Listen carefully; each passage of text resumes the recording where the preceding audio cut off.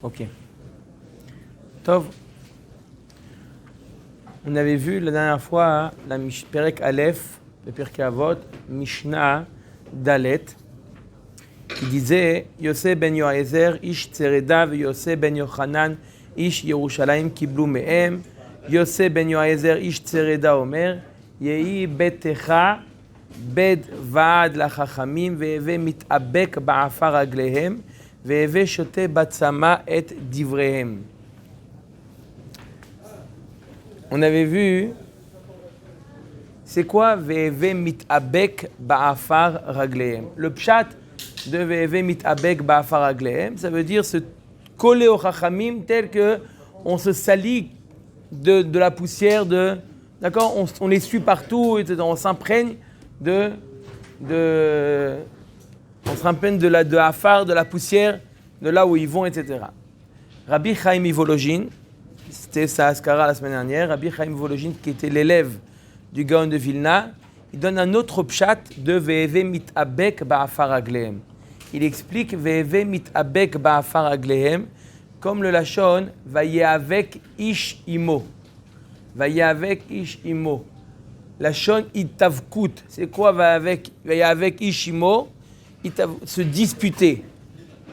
Se disputer. Vayehavek Ish Imo. C'est quoi Ve'eve Mitabek Ba'afar Raglehem? Ça veut dire, il dit le Rabbi Chaim Ivologin, il dit des fois il faut presque se disputer dans la Torah. Il faut dire ce qu'on pense, même si c'est des Chachamim, il faut dire ce qu'on pense. Mamash arriver, essayer de ne pas, comme il dit, des fois d'aller contre même son maître.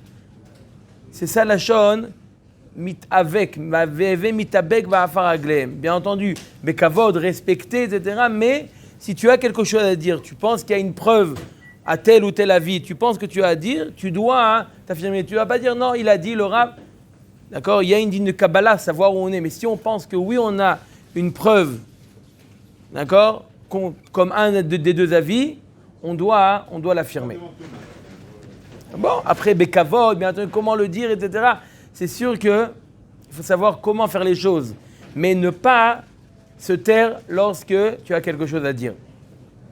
C'est ça, la shon, Ve'eve mitabek ba'afar raglehem, la shon, avec Ishimo. Mishnah He, Yosef ben Yochanan ish Yerushalayim Omer, Yehi vetecha patuach lirvacha, ve'iyu aniyim bene vetecha, ve'al tarbe sicha im ha'isha, be'ishto amru kal vachomer be'eshet chavero, mikal amru chachamim, kol hamarbe sicha im ha'isha, gorem ra'a le'atzmo uvotel midivre Torah, ve'sofo yoresh gehinom. Alors qu'est-ce qu'il nous apprend Yosef ben Yochanan ish Yerushalayim. Yehi betecha patuach lirvacha, ve'iyu aniyim bene vetecha. On va expliquer quel est le lien entre les deux premiers propos de Yosef ben Yochanan ish Yerushalayim. Yehi betecha patuach lirvacha, que ta maison soit ouverte au grand public. Yehi betecha patuach lirvacha, ve'iyu aniyim bene vetecha. Apparemment, ça veut dire la même chose. Yehi betecha patuach lirvacha, ve'iyu aniyim bene vetecha. C'est-à-dire que ta maison elle est ouverte à tout le monde. Ça veut dire que les aniyim puissent pouvoir entrer. Qu'est-ce qu'il ajoute le Tana en disant ve'iyu aniyim bene vetecha? Tu l'as déjà dit. Yehi betecha patuach lirvacha, que ta maison soit ouverte au grand public. Ça inclut qu'est-ce qui va rentrer? C'est pas quelqu'un de riche qui va venir se servir. Puis c'est des gens qui sont dans le besoin, ils vont entrer. Pourquoi le Tana il continue à dire ve'iyu aniyim bene vetecha? Alors, il y a un Yerushalmi qui dit la chose, qui raconte une histoire avec Rabbi Akiva et ses confrères. Rabbi Akiva et ses confrères, ils sont partis quelque part pour aller pour aller ramasser l'argent pour construire un Beth Midrash. Et ils s'approchent de la maison d'un riche qu'ils avaient eu l'intention de le solliciter, et ils entendent que le riche s'adresse à son fils en lui disant à son fils, il lui dit à son fils, fais-moi plaisir, va au chouk, achète des légumes, va acheter des hirakot, achète des légumes au chouk. Mais attention, on n'achète pas des légumes d'aujourd'hui, achète les légumes d'il y a 2-3 jours, ils sont beaucoup moins chers, tu achètes ça. Rabbi Akiva, le riche n'avait pas encore vu que Rabbi Akiva arrivait avec les autres Talmidei Chachamim pour aller lui demander de l'argent. Il a vu ça, Rabbi Akiva, et il dit, on rebrousse chemin. Apparemment, son matzav, il n'est pas comme il se doit. On ne va pas aller lui demander de l'argent, puisqu'il n'a pas la possibilité de même pas s'acheter des fruits, des légumes de bonne qualité, frais. On va le laisser tranquille, on retourne.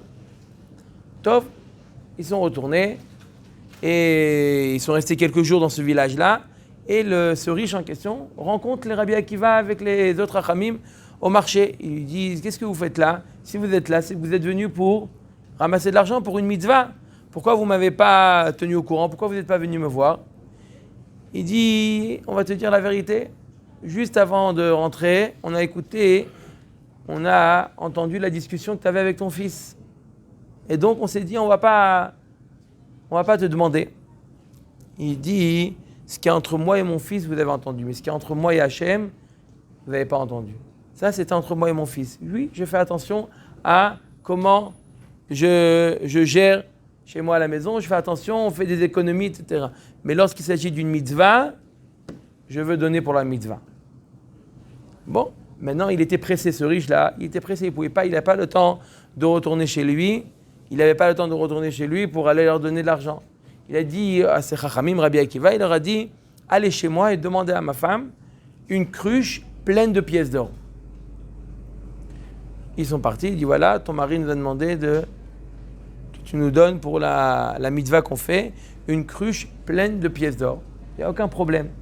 Il leur a posé la question, mon mari vous a demandé, est-ce que vous a dit une cruche avec un rabord ou qui bombait? D'accord? Les pièces d'or qui bombent ou à rabord? Il dit ça, il ne nous a pas dit. Il dit alors qu'est-ce qu'on fait? Il dit regardez, je vous donne une cruche avec des pièces qui surplombent le haut de la cruche. Si jamais c'était pas ça sa kavana, je prends ça sur ma ketouba. D'accord? Si jamais c'était sa kavana, eh ben il est matov. Si c'est pas sa kavana, on va ensemble au Beddin et il m'enlève, me retire de ma ketouba cette somme supplémentaire. Mais elle savait qu'elle n'allait jamais divorcer. Non mais c'est bon, arrête. Tout n'est pas de vice. Il y a quand même une ketouba. D'accord? Okay. Je donne ça sur ma ketouba. Le mari, il a entendu une chose pareille. Qu'est-ce qu'il a fait? Il a doublé la ketouba. Il a entendu qu'elle a fait ça à sa femme et il lui a doublé la ketouba. Ça, c'est le pshat. Yehi betecha patuach lirvacha veyu aniyim bene vetecha. Maintenant, on a posé la question, c'est quoi veyu aniyim bene vetecha? Veyu aniyim bene vetecha. C'est quoi veyu aniyim bene vetecha? On a déjà dit yehi betecha patuach lirvacha. C'est quoi veyu aniyim bene vetecha? Ça veut dire que même si avec toi, avec ta famille, tu te comportes, tu fais des économies, tu fais attention, tu fais pas yehi avec les aniyim. Par contre, avec les aniyim, yehi betecha patuach lirvacha. Par contre, avec les aniyim, ne te comporte pas, même si avec tes enfants, ta famille, c'est comme des aniyim, mais avec les aniyim, yehi betecha patuach lirvacha. On n'est pas obligé de se comporter de la même manière. D'accord? On raconte aussi, une fois, j'ai entendu une histoire actuelle. Il y a une fois, il y a un grand rave qui est parti aux États-Unis pour aller récolter de l'argent pour ses mosdot. Et... Hein? Pour ça, les rabbins, ils vont ramasser de l'argent toute la journée, quoi. Pour être rabbin, avant d'être rabbin. Qu'est-ce qu'il a fait? Il est parti avec... donc il était avec une personne qui avait les moyens. Ils sont partis en voiture. Puis Tom, la personne, le riche, qui était en voiture avec ce rave-là, il a voulu s'acheter à boire. Donc il a dit au rave, vous voulez boire quelque chose? Il dit non, bon. Peu importe. Il est descendu de la voiture, le riche. Maintenant, ils se sont arrêtés. D'accord? Ils se sont arrêtés sur le bas-côté. Le riche, il sort de la voiture, il traverse une grande avenue. Il traverse l'avenue. Il va s'acheter là-bas une canette. Il va s'acheter une canette de coca, il traverse toute la rue. Bon, il revient. Le rave, il demande, il dit, tu t'es pas vu que tu t'es arrêté juste devant un kiosque? Il dit, pourquoi tu as traversé toute la rue, aller dans le kiosque d'en face? Et il dit dans le kiosque en face, la canette de coca était moins chère. Il dit, je comprends pas, ok, mais tu viens de me signer un chèque de plusieurs milliers de dollars. D'accord? Il y a combien de centimes de différence entre les deux? Tu commences à traverser la rue pour ça? Il a répondu une réponse, ça l'a étonné le Rav, ça l'a épaté. Il lui a dit, si je fais attention à chaque centime, alors dans ce chèque de milliers de dollars, chaque centime prend une autre dimension. Si je montre à Kadosh Baruch Hu que pour moi chaque centime c'est important, alors la trouma elle est différente. Il y a deux personnes, il y a quelqu'un qui fait une trouma de plusieurs milliers de dollars, mais tu vois comment il vit, tu vois que plusieurs milliers de dollars c'est rien. Mais si tu vois qu'il fait attention à chaque chose, chaque centime c'est quelque chose, il fait attention, et s'il doit traverser l'avenue pour pouvoir faire une économie de quelques centimes, ça montre que chaque centime c'est important à ses yeux. Donc encore plus ça montre l'effort qu'il a fait d'avoir fait cette trouma là. Je montrerai à Kadosh Baruch Hu que c'est pour moi un effort. Comment? Il va y aller avec Ishimo, on revient avec les Kadim.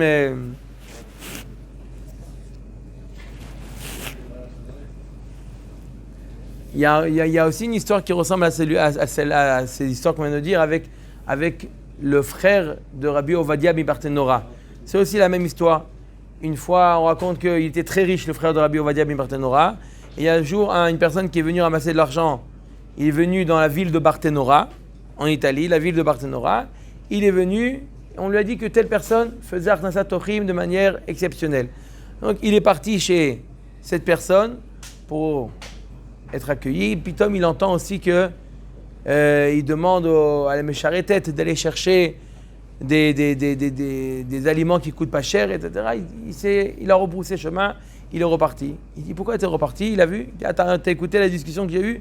Il dit, je fais des économies parce que justement, j'ai un frère, Rabbi Ovadia, qui habite en Eretz Israël, et pour pouvoir justement lui donner la possibilité d'étudier, je suis obligé de lui donner de l'argent. Pour ça, je suis obligé de faire des économies. Mais les animes qui viennent chez moi, eux, ils ne doivent pas ressentir ces économies. Je veux pouvoir faire deux mitzvot. Et la mitzvah d'aider son frère qui était Talmid Chacham, Rabbi Ovadia ben Barthénora, et aussi de donner aux animes. Pour ça, il dit, je ne peux pas et me comporter avec mamash de l'irvacha, d'un autre côté de pouvoir faire les deux. Donc dans la vie, j'ai dû faire un choix. Moi, je suis metzamtzem pour pouvoir donner à Talmidei Chachamim et pouvoir donner à Aniyim. Et lui, il a choisi pour lui-même être ce letzamtzem. On raconte, vous avez entendu parler du Magid Miduvna. À l'époque du Gaon du Vilna, il y avait un Chacham, Rabbi Yaakov Miduvna. On l'appelait le Magid Miduvna. Un jour, il passe comme ça, il était devant la maison du Gaon de Vilna. Il s'est dit, je vais aller rendre visite au Gaon de Vilna. Le Gaon de Vilna était pendant sa Souda, il était en train de manger. La Souda du Gaon de Vilna, il était mamash il mangeait très peu le Gaon de Vilna. Il y avait à table, il y avait mamash pas grand chose à table. Le peu qu'il y avait à table, le Gaon de Vilna invite Rabbi, le Magid Miduvna, il invite le Gaon de Vilna, l'invite à manger. Le Magid Miduvna, Rabbi Yaakov Miduvna, il dit au Gaon de Vilna, je ne peux pas manger, le médecin me l'interdit. Le médecin m'interdit de manger. Le Gaon de Vilna, il dit à sa femme, amène tout ce que tu trouves dans la maison, tout ce qu'il y a à la maison, amène, dresse une table, l'irvacha. D'accord? Son mari lui demande, elle a accepté, elle a mis une table, un mâche, elle a mis tout ce qu'il y avait à la maison, elle amène. Et là, Rabbi Yaakov Miduvna, il mange. Il se met à manger de ce qu'il y avait à table. Top, il repart, il remercie le Gaon de Vilna, merci, il repart. La femme du Gaon de Vilna s'adresse à son mari et dit, je ne comprends pas. Il dit, je te comprends ni toi, ni lui. Lui, il a dit, je ne peux pas manger, le médecin m'a interdit de manger. Comment tu as réagi? Tu as dit, amène tout ce qu'il y a à la maison.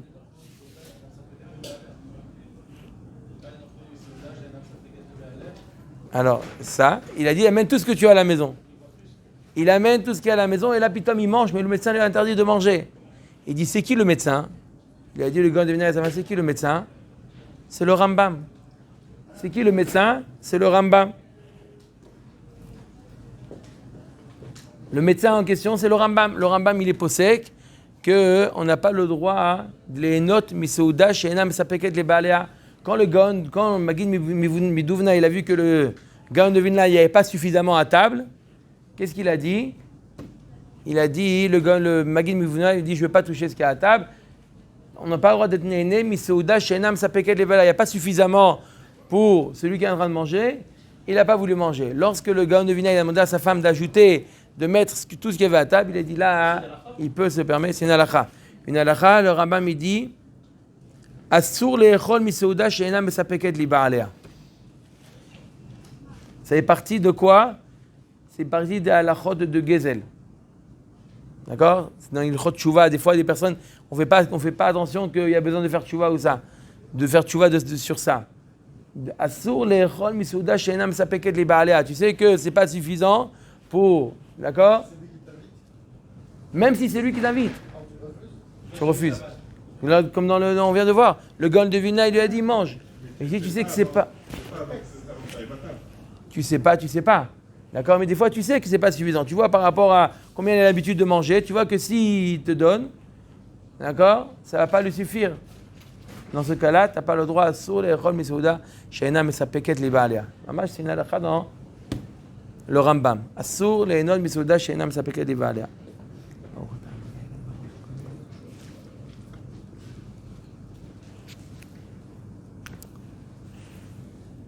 Il y a marqué, Chazal nous dit dans Maseret Shabbat, Gdola achnasat ochim yoter miagbalat pene shrina. Gdola achnasat ochim yoter miagbalat pene shrina. D'où on apprend ça? On apprend ça de Avraham Avinu. On voit qu'il a quitté la shrina pour aller recevoir les ochim. Il demande le Gaon de Vilna qui nous dit que Gdola Achnasat Ochim yoter miagbalat pnei shrina. Il a fait Agbalat pnei shrina. Maintenant il fait Achnasat Ochim. Peut-être que les deux mitzvot sont égales. Qui nous dit que Gdola Achnasat Ochim yoter miagbalat pnei shrina. Peut-être que les deux mitzvot sont au même niveau. On voit que Gdola Achnasat Ochim. Il a fait Kabbalat pnei shrina. Il a fait. Maintenant il y a les Ochim qui viennent. Il passe aux Ochim. Peut-être que les deux mitzvot, il a voulu faire les deux mitzvot. On voit Gdola Achnasat Ochim yoter mikbalat pnei shrina. Kabbalat pnei shrina, c'est à l'époque d'Avraham Avinu, il n'y a pas les notions de mitzvah encore. C'est quoi Kabbalat pnei shrina aujourd'hui? C'est pas vraiment pour donner une mesure. Kabbalat pnei shrina, c'est oui un inyan.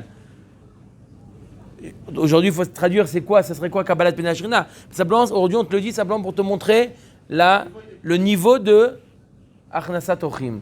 Pour montrer l'Achnasat Ochim. Quand il y avait Kabbalat pnei shrina à l'époque d'Avraham Avinu, il y avait Kabbalat pnei shrina, tu vois bien qu'il est parti pour faire Achnasat Ochim plus que.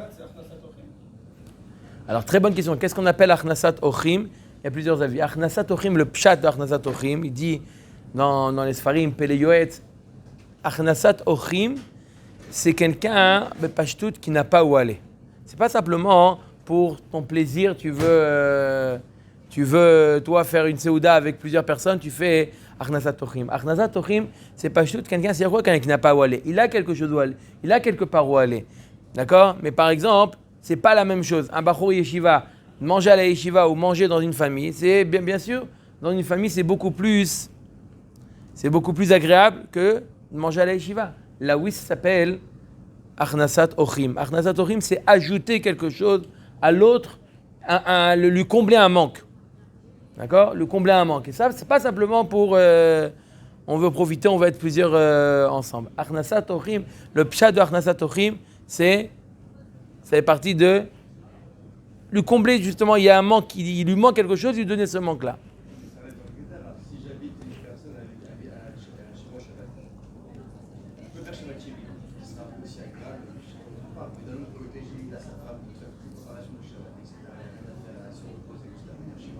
D'accord, ça aussi, ça peut être un manque. Si ça l'aide, etc. Par exemple, une personne qui doit voyager et il n'a pas le temps, où il a déménagé, maintenant il va préparer Shabbat, c'est plus difficile. Oui, ça aussi, ça rentre dans le cadre de Achnasat Ochim. Aider l'autre, lui combler un manque. Le manque, ça peut être là où il se trouve, ça peut être l'aider à faire à manger, Achnasat Ochim.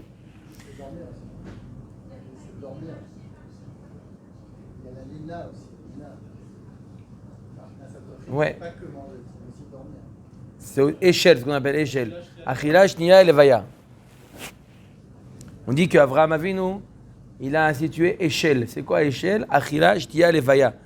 Achila, shnia, levaya. Qu'est-ce qu'il a été metaken? Pourquoi achila, shnia, levaya? Achila, shnia, levaya, il a été metaken. Achila, il a été metaken la faute de Adam Arishon. En tout cas en partie, avec la achila.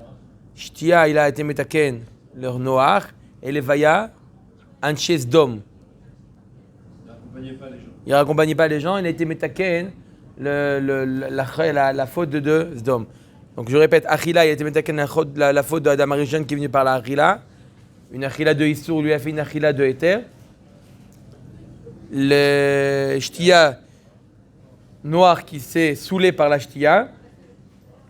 Et Levaya d'Anches Dom. D'accord? Ça, c'est Avraham Avinu. Comment Avraham Avinu, qu'est-ce qu'il a fait grâce à ça? Avraham Avinu, le Midrash raconte qu'est-ce qu'il faisait Avraham Avinu.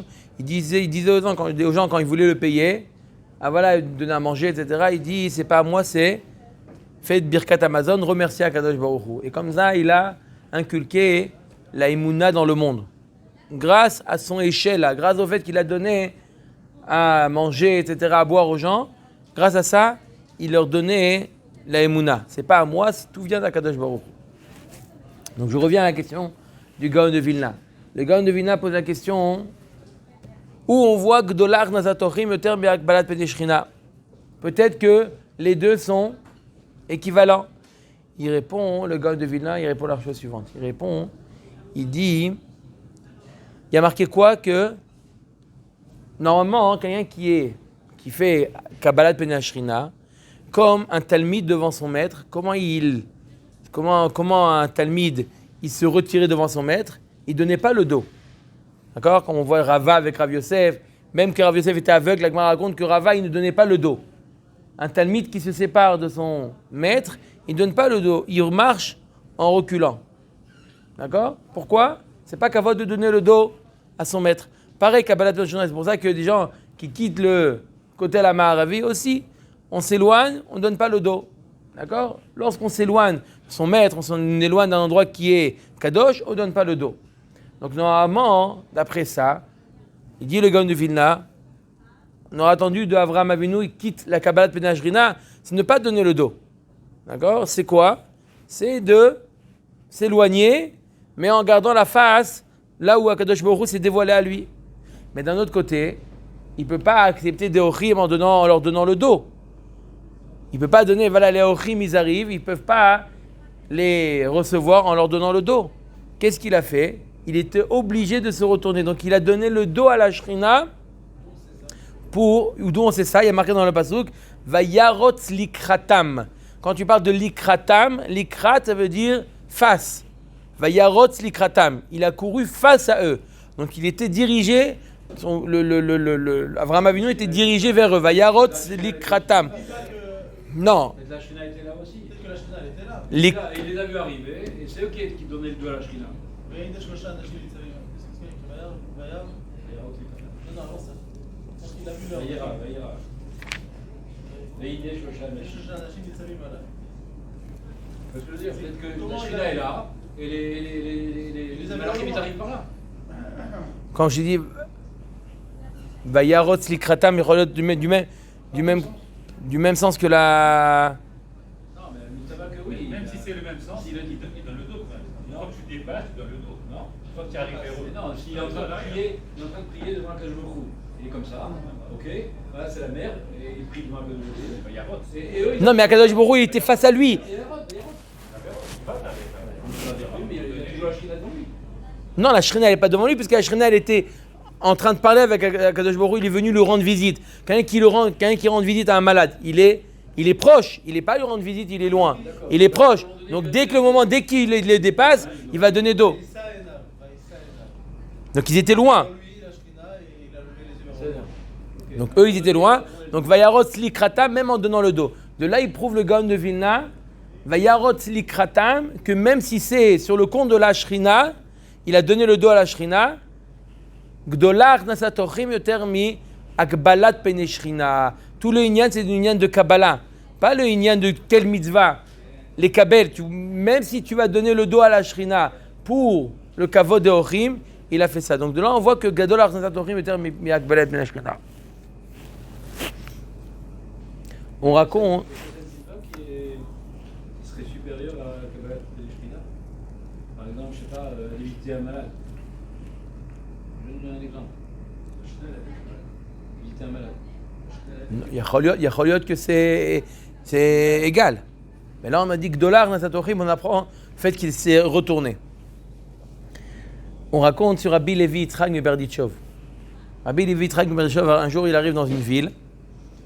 Rabbi Levi Yitzhak, il arrive dans une ville et il demande, là-bas il y avait un riche, il lui demande est-ce qu'il peut l'héberger pour la nuit. Le riche, il a vu comme ça un passant, il a vu un voyageur, il a dit je suis désolé, va à l'auberge, je suis pas une auberge, va à l'auberge. Va à l'auberge. Tov. Il dit je ne veux pas aller à l'auberge, il n'y a pas un endroit chez toi, même à Mage, tu me donnes un petit coin pour dormir, etc. Il a refusé. Il a dit, tu veux pas aller à l'auberge? Il y a un Melamed qui est à tel endroit. Lui, il fait Achnasat Ochim, va chez lui, ne viens pas chez moi. Il l'a renvoyé comme ça. Il est parti chez ce Melamed là. Melamed, il dit avec plaisir, rentre chez moi. Il a fait la mise de Achnasat Ochim comme il se doit. Maintenant, il est resté quelques jours à Rabbi Levi Yitzhak dans cet endroit, Rabbi Levi Yitzhak Manchov. Et bien entendu, il y a certaines personnes qui l'auront connu. D'accord, c'était pas évident de reconnaître, mais certaines personnes qui étaient passées un jour dans la ville de Berdichov ont reconnu, c'est Rabbi Levi Yitzhak de Berdichov. Et de bouche à oreille comme ça, elle s'est propagée la shmoua. Il y a Rabbi Levi Yitzhak de Berdichov chez nous. C'est arrivé même chez le riche en question, le riche qui l'a renvoyé. C'est arrivé chez lui la shmoua que la personne en question c'était Rabbi Levi Yitzhak de Berdichov. Il va le voir, il s'excuse, etc. Il dit, maintenant tu peux venir chez moi. Mechila, tous les shluchim, ils passent chez moi. Il dit, non, je ne peux pas faire ça au Melamed. Le Melamed, il a accepté. Il lui a dit, je vais t'apprendre une leçon. Il y a marqué qu'Avraham Avinu, il a fait la mitzvah de Achnasat Ochim. Avec les trois qui sont venus, il leur a fait la mitzvah de Achnasat Ochim. On dit, Avraham Avinu, c'était un grand Machnis Ochim. Mais apparemment, Lot aussi, il a fait la mitzvah de Achnasat Ochim, il a marqué que Lot aussi, il a accepté. Il dit, tu veux savoir la différence entre Avraham et Lot? Pourquoi on met l'accent qu'Avraham Avinu, il a fait la mitzvah de Achnasat Ochim? Pourquoi on met l'accent d'Afka sur Avraham Avinu? Il dit, il a marqué, Vayar Vaïsa Ena Vayar Veine Shelosha Anashim. Et Chazal nous dit, ces gens-là, ils étaient comme des Aravim, des vendeurs, des nomades qui sont venus, qui passaient. Et Avraham Avinu, il sait, Vayarot Slikratam, il a ramené Khardal, la Shon Bechardal, il leur a ramené Mamash, il leur a fait un festin. À qui il a fait des festins? Un festin, Avraham Avinu? À 3 personnes qui paraissaient comme des voyageurs, des passants, qui n'avaient aucune.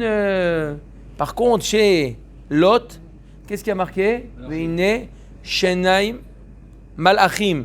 C'était 2, il les a vus comme des anges. Il dit toute la chorma de Achnasat Ochim, c'est pas lorsque simplement il y a c'est des anges, tu vois, un grand Talmid Racham qui vient, alors tu dis non, rentrez chez nous, faire Achnasat Ochim. C'est quoi la mitzvah?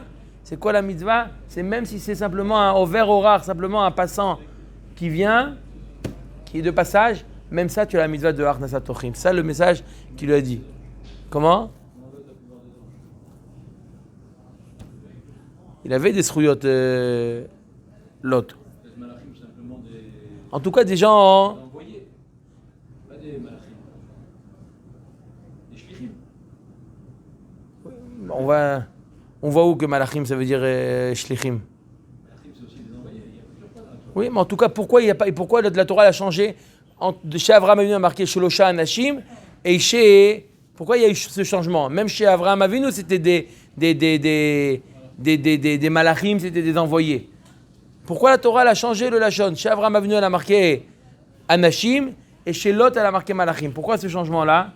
Parce que chez Avraham Avinu, justement, il avait l'allure de Anashim comme des. Et par contre, chez Lot, ils avaient l'allure des Malachim. C'est pour ça que la Torah l'a changé. Sinon, la Torah elle aurait dû mettre le même lachon. Abraham, il n'attendait pas que le présent se présente, il allait chercher de lui-même. C'est-à-dire par rapport. Ce n'est pas que la présence présente. C'est devant moi, donc je suis allait vers. Il attendait que la mitzvah. C'est ça, il allait chercher vers la mitzvah. On ne pas que ça vienne vers lui. Mais même au niveau de comment, à qui on fait la mitzvah. La mitzvah, elle est n'importe qui. On va de Abraham Avinu, même Aravi, même des gens qui n'ont, même ça, il a cherché à faire la mitzvah Abraham Avinu. Il y a dans Masechet Derech Eretz, il y a un maaseh avec Rabbi Shimon ben Antifras. Il y a un chacham, à l'époque de la Gemara, Rabbi Shimon ben Antifras. Et lui, c'était un grand chacham, Achir, tout ça. Qu'est-ce qu'il faisait? Il y avait comme ça une shmoua, qu'il faisait Achnasat Tochim, les gens allaient chez le voir. Il faisait mamash la mitzvah de Achnasat Tochim, mais il battait les anim qui venaient chez lui. Il leur donnait, avant de partir, il leur donnait des coups. Il leur donnait avant de partir, il leur donnait malkot. Assez... D'accord? Comme ça, il y avait une shmoua. Les chachamim, ils ont dit, ils sont discutés entre eux, ils ont dit, il faut vérifier, voir ce qui se passe, comment ça se fait que... Qu'est-ce qui se passe? Pourquoi il a ce minag-là? Ils ont dit Rabbi Yoshua, Bechavod. Ils ont dit à Rabbi Yoshua, le Tana Rabbi Yoshua, il dit, à toi, vas-y Bechavod, va faire ton enquête. Va voir pourquoi il fait ça. Bon, Rabbi Yoshua, il va, il se déguise en Ani, il va le voir, voilà, Achnasat Tochim, il lui donne à manger, à boire, tout ce qu'il faut. Bon, après quelques jours, quand il va pour partir, il s'attend, Rabbi Yoshua, à recevoir des coups. Il s'attend, il se dit ça, mais je vais recevoir des coups, après je lui demanderai pourquoi. Il voit qu'il l'accompagne pour partir, rien du tout. Il ne donne pas de coups, rien du tout. Il dit, je peux comprendre comment ça se fait qu'il y a une shmoua qui dit que tu frappes tes ochrim, et moi tu ne vas pas frapper. Il dit, parce que toi tu es chacham. Il dit, pourquoi? Il lui a dit, les aniim, lorsqu'il vient, lorsque je leur propose à manger, ils font le néder de ne pas manger. Ils font le néder de ne pas manger. Il dit, non, on fait le néder de ne pas manger. Jusqu'à ce que j'insiste, et là après, ils décident de vous manger. Moi j'ai appris que quelqu'un qui est ouvert sur un lave de la Torah, il est chayav malkout. Lo yached devaro kechol hayotze mipiv yaaseh. Il dit, j'ai bien fait ou pas? Ils ont été ouverts sur le lave. Lo yached devaro kechol hayotze mipiv. C'est pour ça que j'ai rien de... Mais toi, t'es chacham, tu as pas fait attention à ce que tu dis. C'est pour ça que je t'ai pas donné de coups. Voilà, tmimout, comment... Il y a marqué dans la Torah, Lo yached devaro, il leur a donné des coups assez horribles. Mais lui, il n'a rien fait. Pourquoi les animes ont moins d'argent dans l'histoire? Pourquoi les animes? L'anime, parce que c'est... Ils demandaient de l'argent, pas manger. S'ils faisaient le désir de ne pas manger, c'est qu'ils demandaient autre chose. Non, peut-être un petit peu, mais il a ne pas manger autant. D'accord? Ils ont fait le néder de ne pas manger, c'est pour ça qu'il leur a donné des coups parce qu'ils ont transgressé leur néder. Ensuite, il dit Ve'iyu aniyim bene vetecha. Ve'iyu aniyim bene vetecha. Une fois, on raconte aussi une histoire avec un ani. Histoire avec un ani qui est venu, il est venu, il y avait une personne très très riche, il est venu le solliciter. Il avait une moquette, un tapis, qui coûtait très cher. Et le hani qui rentrait, il avait les chaussures avec pleines de boue. Le hani avec des chaussures pleines de boue. Il rentre comme ça et le hani ne fait pas attention. Le hani ne fait pas attention au tapis du hachir. Et qu'est-ce qu'il marche? Il le salit. Bien entendu, le hachir, il se met dans tous ses états. Il le gronde, il dit au mécharet de le prendre, de le sortir.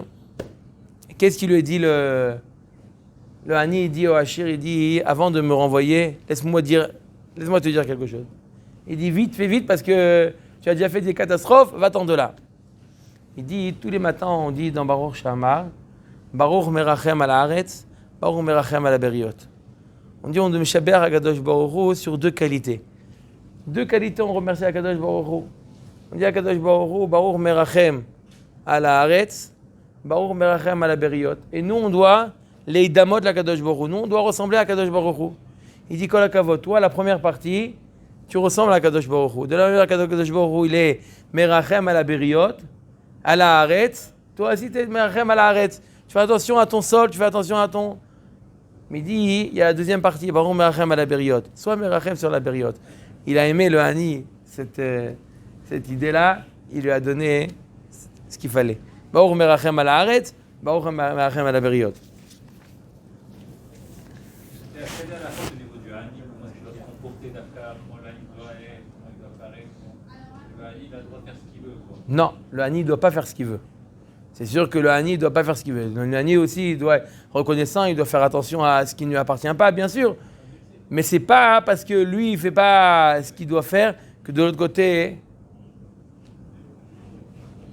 D'accord? Aussi, le Hani, il est dans sa position. Le fait de le vexer, ok, il n'a pas fait exprès. Chaque fois, il fait le chikoul. D'accord? Il a fait exprès, il n'a pas fait exprès. Ok, il a fait quelque chose qu'il ne fallait pas faire. Donne-lui les circonstances. Il est rentré, il n'a pas l'habitude de se... d'accord? Pour lui, il ne fait pas attention, c'est quel type de tapis, c'est pas quel type de tapis. C'est pas... Il aurait pu dire la même chose sans s'énerver. Ensuite, la Mishnah est finie. Veyu anim benevetecha ve'al tarbe sicha im ha'isha beishto amru. Kal vachomer be'eshet chavero. Alors, pour quelle raison al tarbe sicha im ha'isha beishto amru? D'accord? Rabbeinu Yonah nous dit beishto nida. Il s'agit de ishto nida. Comme marqué al tarbe sicha im ha'isha beishto amru. Il dit Rabbeinu Yonah beishto nida. On parle d'ishto nida, pourquoi? De peur qu'il arrive à aller cacher pour faire une avera. Il y a une autre explication, Rashi il dit pourquoi beishto, de quoi il parle? Un homme qui a des fois des litiges dans la journée avec son ami, d'accord? Il arrive à la maison, il lui dit regarde, lui un tel il m'a fait comme ça, il m'a fait comme ça. L'homme, il arrive à plus facilement à pardonner. Le lendemain, ils se sont excusés, ils sont redevenus amis, mais lorsqu'il a raconté à la femme elle a beaucoup plus de mal à pardonner. Elle reste toujours, elle a rancœur avec la femme de son ami. C'est pour ça qu'il dit, tu t'es disputé avec quelqu'un à la maison, dans la journée, tu n'as pas besoin de raconter à ta femme. Pourquoi? Parce qu'aujourd'hui, c'est vrai que pour toi, c'est quelque chose, tu as envie de partager, parce qu'on t'a fait quelque chose de mal. Tu as envie de partager, tu as envie que quelqu'un te comprenne, etc. Mais il va rester des séquelles de ça. Toi, tu vas oublier l'histoire, tu vas redonner, tu vas vouloir l'inviter. Ah non, mais tu ne te rappelles pas ce qu'il t'a fait, etc. Elle risque de parler à sa femme, ça risque d'envenimer le problème. C'est pour ça que Chazal nous dit Al tarbe sicha im ha'isha beishto amru. Un homme, il doit être chacham, essayer de voir. C'est vrai que maintenant, il a envie d'en parler, il a envie d'expliquer voilà ce qu'il m'a fait. Mais tu ne sais pas c'est quoi les conséquences. Mis à part le problème de la shonara, simplement le fait qu'aujourd'hui, tu vas raconter, demain tu vas vouloir effacer l'histoire, mais c'est resté ancré chez ta femme. C'est pour ça que c'est pas grave, ça va passer. Al tarbe sicha im ha'isha, de ce genre, Rashi nous explique, ce genre de sicha il s'agit. Baruch Adonai Elohim. Amen, amen.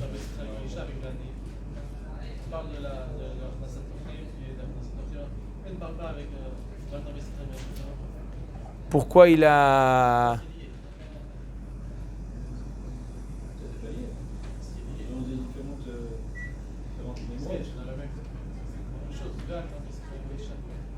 Comment il a marqué?